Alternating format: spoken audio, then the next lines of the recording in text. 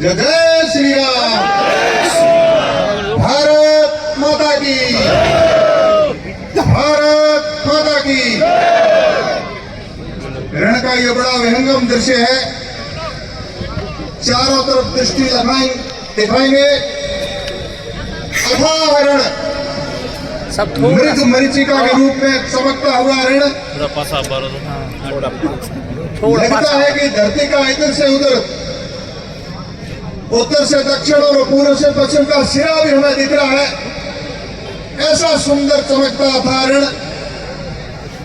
उसके बीच में जिले भर से आए हुए सज्जन अनुभाव, मातृशक्ति और वो सेना के नौजवान जो 24 घंटे बंदूक लिए हुए सीमा की सुरक्षा कर रहे हैं, उनकी बदौलत हम 24 घंटे घर में शांति की नींद लेते हैं और अपनी अपनी सांस्कृतिक प्रस्तुतियां करने के लिए कोने कोने से पधारे हुए, चाहे भजन की प्रस्तुति है, चाहे गीत की है, चाहे नृत्य की है।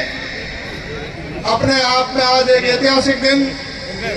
आज हम गुजरात और राजस्थान की सीमा पर खड़े हैं और इधर भारत पाकिस्तान की सीमा भी लग रही है। बड़ी आकांक्षाओं को लेकर के ये जन समुदाय आपके सामने और बड़ी जिज्ञासा के साथ में जो बैठा है। सज्जना, 500 वर्षों के लंबे संघर्ष और लाखों लोगों के बलिदान के पश्चात 22 जनवरी 2024 भारत के लिए ऐतिहासिक दिन हमने सबने देखा। घर पे पूजन कीर्तन और भजन किया। यज्ञ हवन के माध्यम से, भजन के माध्यम से, और इतनी पीढ़ियां खप गई। कितने लोगों के संकल्प थे अयोध्या के। कुछ ऐसे क्षत्रिय थे जिन्होंने वर्षों तक साफे नहीं बांधे थे, वर्षों तक चप्पल जूते नहीं पहने थे, और कई ऐसे लोग हैं जो दर ठोकरे खाते रहेंगे जब तक श्री राम का मंदिर नहीं बनेगा, तब तक हम घर में भी रहेंगे। और ऐसे बहुत सारे संकल्प लेकर के, लाखों बलिदान देकर के, और हमारे सामने स्वर्णिम पल, अद्भुत, ऐतिहासिक, अविस्मरणीय और अकल्पनीय दिवस 22 जनवरी 2024 हमने बड़े उत्साह और उमंग के साथ में और दीपोत्सव के रूप में मनाया। उस दिन इसी प्रकार से मेरे मन में भाव आया और संकल्प रूप में हमारे बाड़मेर का, जिसको राजस्थान का खजुराहो कहते हैं, किराड़ू में इस प्रकार का दीपोत्सव करके हजारों की संख्या में वहां बड़ा एक दीपोत्सव हमने बनाया, दीपावली का उत्सव बनाया। साथ ही पर्यटन को लेकर के मेरे मन में भाव जागा कि बाड़मेर, जैसलमेर दोनों जिलों में इन वर्षों में क्रूड ऑयल आया, कोयला आया और सोलर हब के कारण बहुत प्रकार की संपदा भी आई। लेकिन कुछ ऐसे स्पॉट, ऐसे स्थान हैं जहां पर वास्तव में हमारे युवाओं के लिए रोजगार के बड़े केंद्र बन सकते हैं। करोड़ का ऐतिहासिक मंदिर 65 और 71 में भारत पाक के मध्य युद्ध हुआ। पाकिस्तान की उस थरथराती हुई उन्हें हवाई जहाजों ने, लड़ाकू विमानों ने बम बरसाए, लेकिन सैकड़ों बमों के बावजूद एक भी बम नहीं फूटा। तनोट का चमत्कारिक मंदिर, वो भी हमारा इस प्रकार से पर्यटन का बड़ा केंद्र बनना चाहिए सजना। उसके बाद में निकलते हैं तो खूड़ी के सुंदर धोरे और रोहिणी के अंदर इतने सुंदर धोरे, लंबे धोरे, 2 किलोमीटर बाई 4 किलोमीटर के धोरे। कई प्रकार के प्रशासनिक अधिकारी और राज्य के बाहर के भी लोग आज आकर के पर्यटक के रूप में आज भी वहां जाते हैं, बड़े खुशी के साथ में जाते हैं। रोहिणी के बाद में मुनाबा का बॉर्डर आता है, भारत पाक की सीमा। इमिग्रेशन के हिसाब से जिस प्रकार से केंद्र सरकार ने बड़ा सुंदर और खूबसूरत बनाया है, वो भी हमारे लिए पर्यटन का केंद्र बने।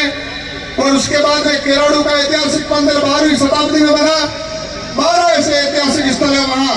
किस प्रकार से वर्षों तक मेहनत करके, खप करके, कितने ही कारीगरों ने जीवन खपा करके अद्भुत स्थापत्य शैली के मंदिर बनाए, वो भी पर्यटन का केंद्र बने।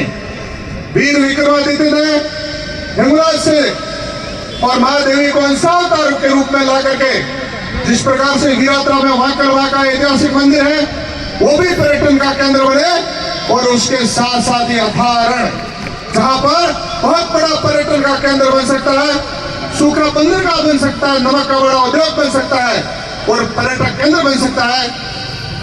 आप और हम सब देखते हैं, ये जितने युवा खड़े हैं, हम ये चाहते हैं कि हमारे युवा घर से एक जोड़ी कपड़े लेकर के, थैली लेकर के, और अपने माता पिता और पत्नी भाई को उदास मन छोड़ करके 6 महीने के लिए कभी गुजरात, कभी महाराष्ट्र, कभी कर्नाटक मजदूरी के लिए जाते हैं। सैकड़ों किलोमीटर का सफर करके और कई महीनों तक घर छोड़ करके वहां रहते हैं। हमारा युवा वहां जाकर के, घर से दूर रह करके रोजी रोटी के जुगाड़ में वह जाता है।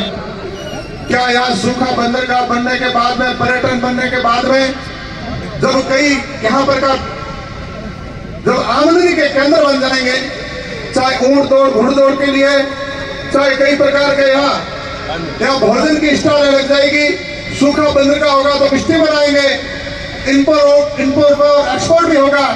आपने अगर कांडला और मुंद्रा पोर्ट देखा हो तो उन बंदरगाहों के ऊपर अरबों रुपए का निवेश हुआ, हजारों लाखों लोग रोजगार पाते हैं।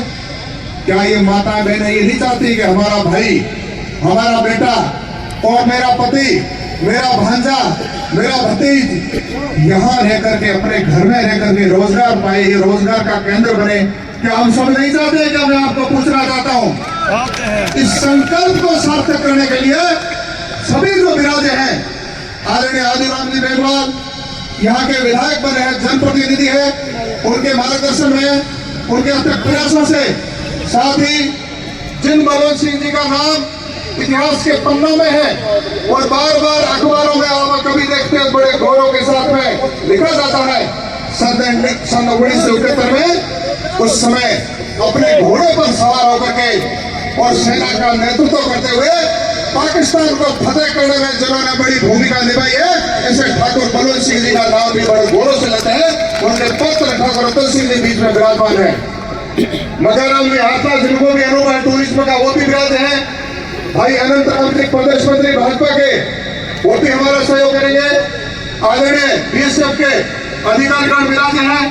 संगाराम जी जो डीजीपी रहे वर्षों तक, तमिलनाडु में विशिष्ट पहचान बनाई है।